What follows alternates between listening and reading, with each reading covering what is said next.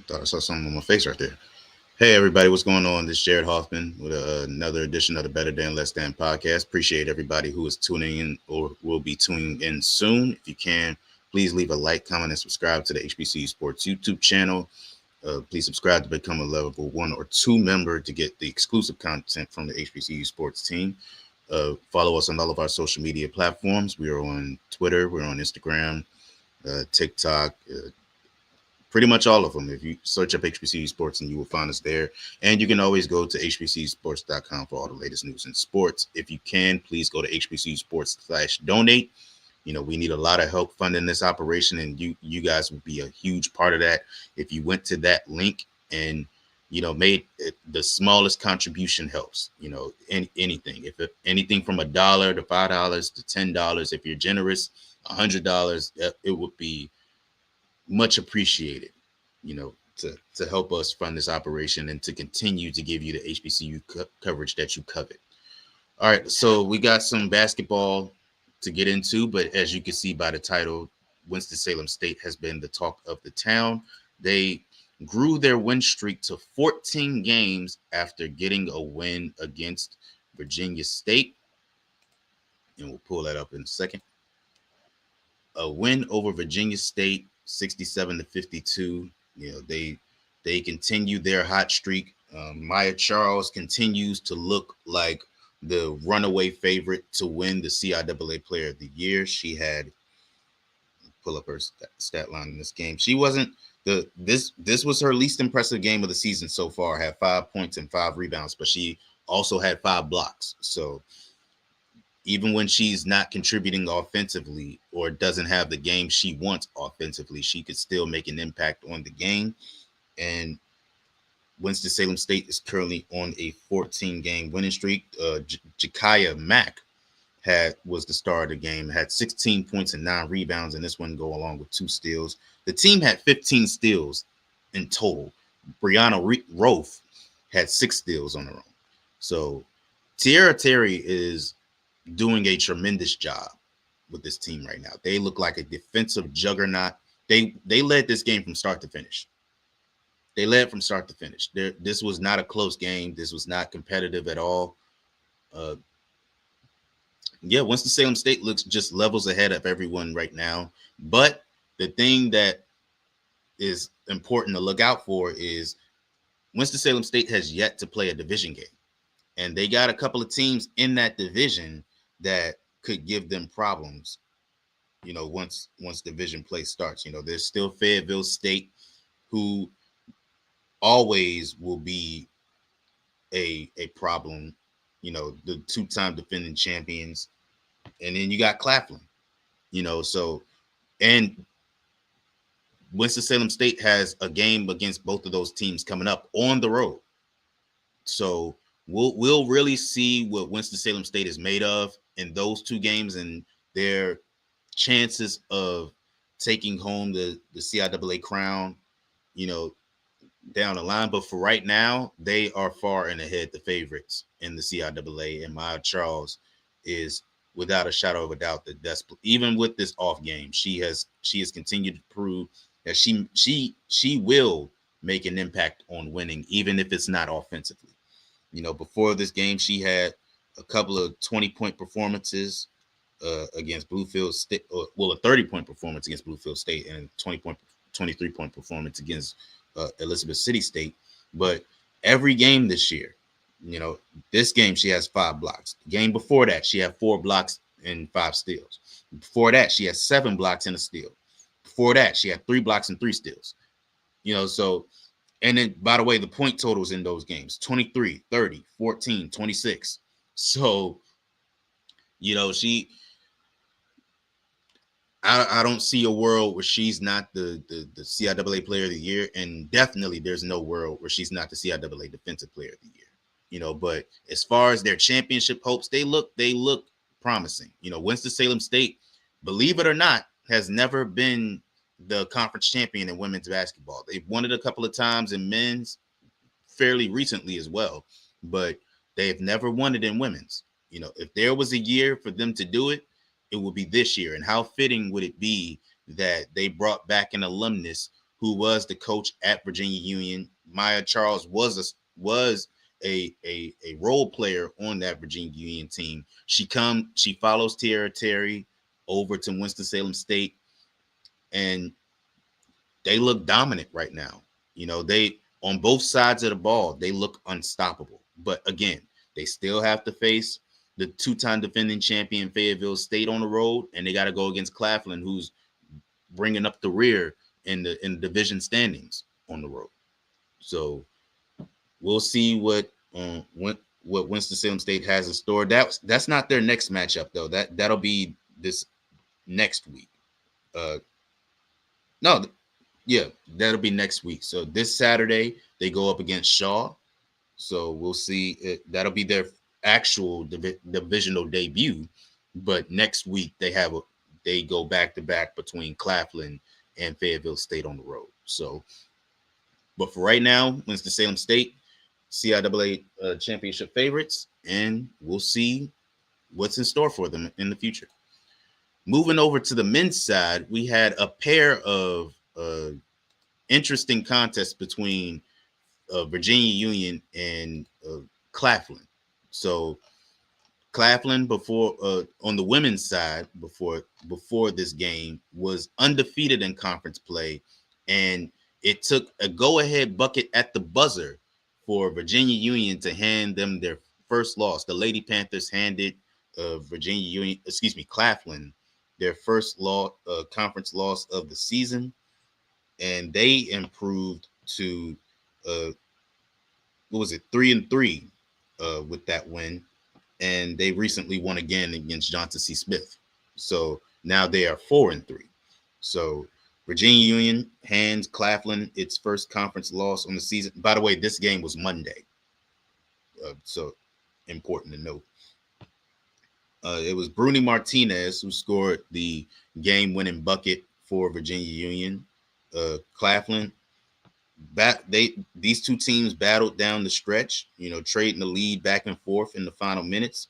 Ashari Lewis for Claflin hit a layup to give them a 54-55 lead with 14 seconds to go, and Virginia Union races down the court and gets a quick bucket. Again, Bruni Martinez getting the bucket there to give them a 56-55 lead, and they will hold on to it.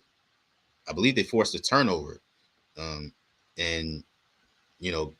to clinch the win. So, and then on the men's side, which is the game that I actually wanted to talk about, with all due respect to the women, it was Virginia Union who, on the men's side, also another one that went down to the wire, but this game was clinched at the free throw line. It took 3 free throws.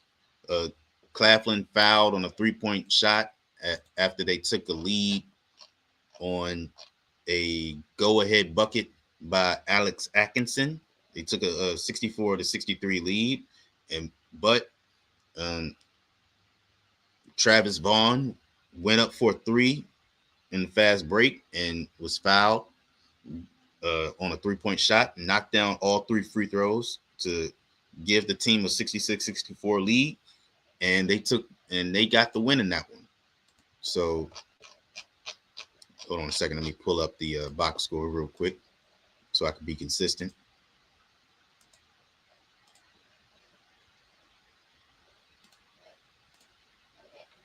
There we go. So yeah, Virginia Union takes a 66-64 lead, and the reason why this is important is because not only did they hand Claflin their first loss in conference play of the season, but Virginia Union takes over first place in the conference as well. They, along with Bluefield State, suffering a loss to Livingstone on the 10th, they now take over first place in the conference. And they improved to 4-1. Well, 3-1 at that time after their win against Johnson C. Smith. Then they improved to 4-1, but they are now 4-1 in conference play, improved to 15-2 overall. They recently had their 13-game win streaks snapped by, I believe it was Fayetteville State that handed them their first conference loss of the season and ended their 13-game win streak. But since then, they have now won 2 down to the wire games.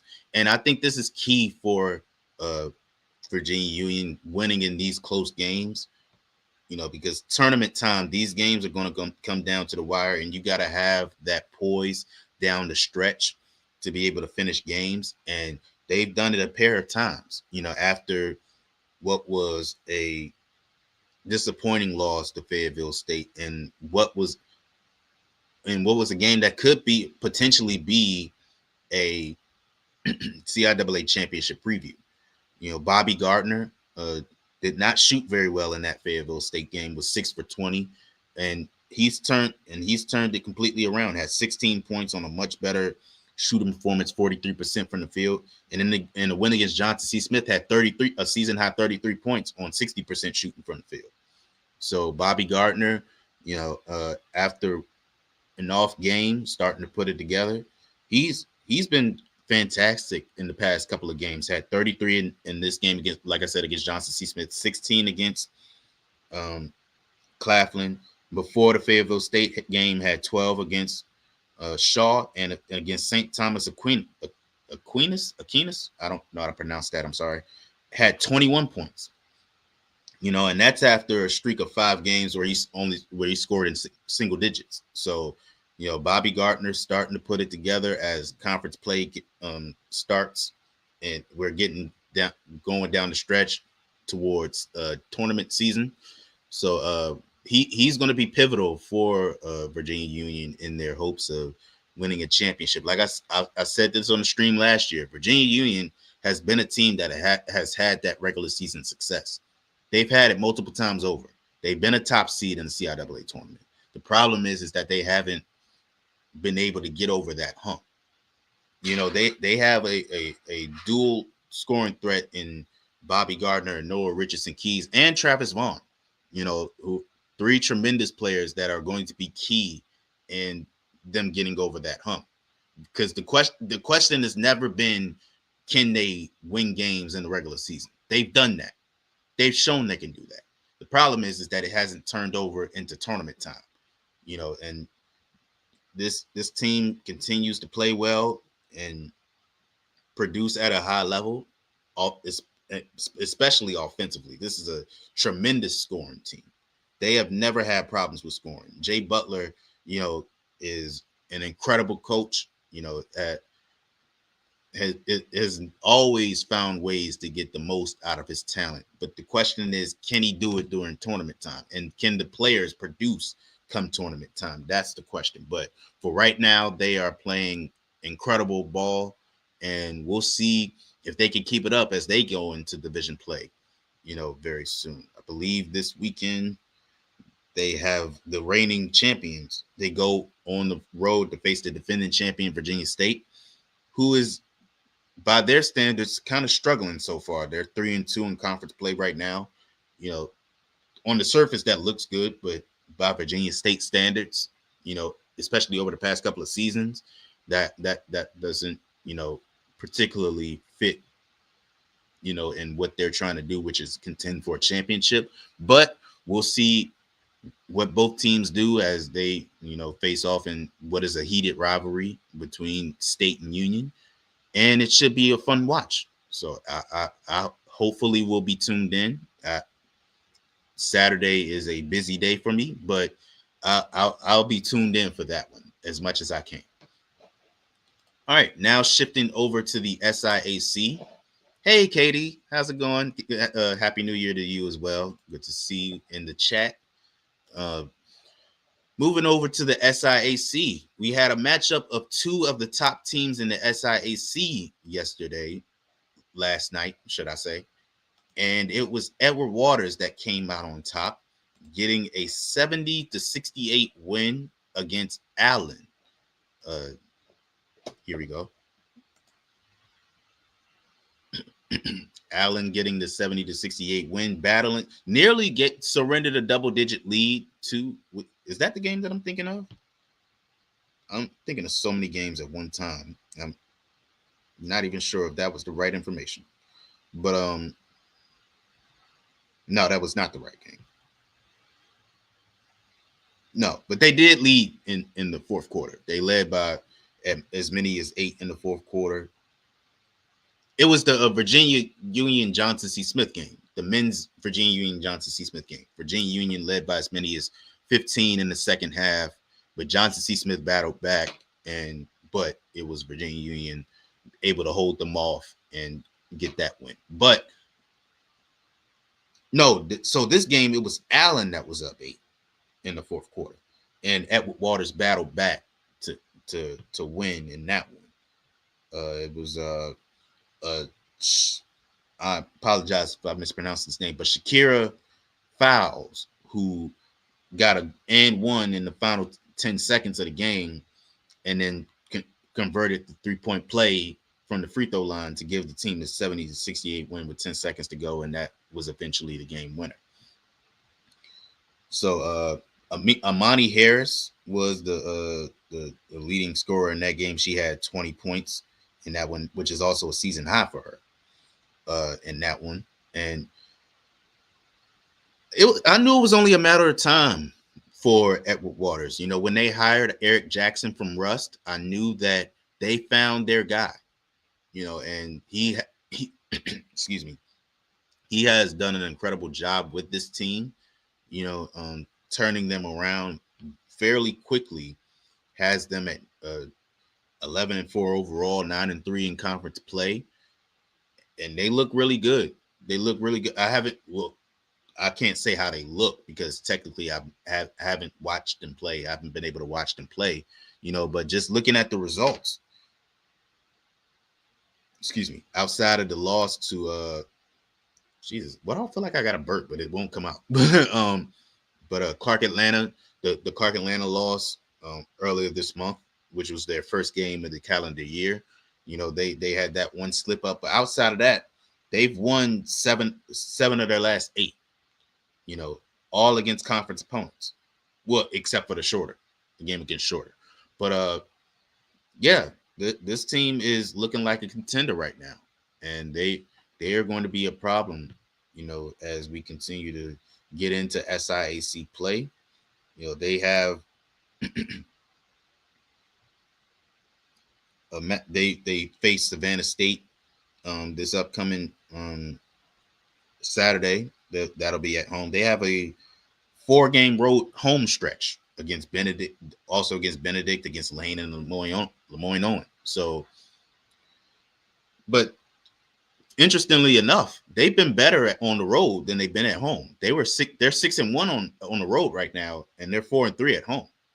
So, yeah, I wonder if that comfortability is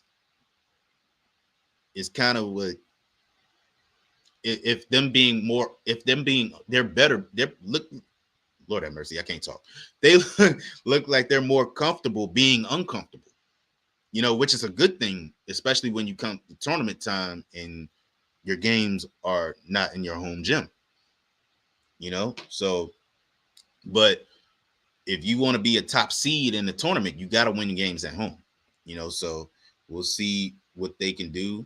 Now, to be fair, nope, never mind.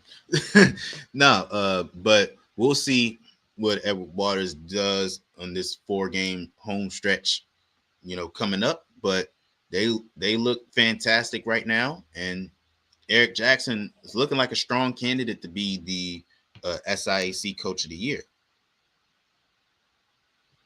Yeah, so now to our last topic. We have a big matchup coming up tonight in the HBCUAC as the 2 top teams, Philander Smith and Tougaloo, will go up against each other tonight. That will be, I'm not sure where you can watch it.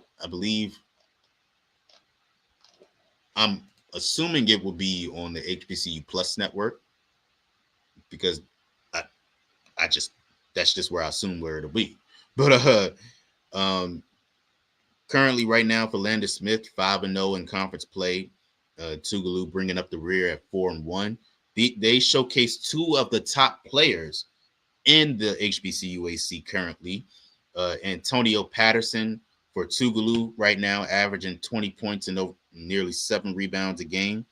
Had a big outing against Suno in his last one, had 25 points on 67% shooting.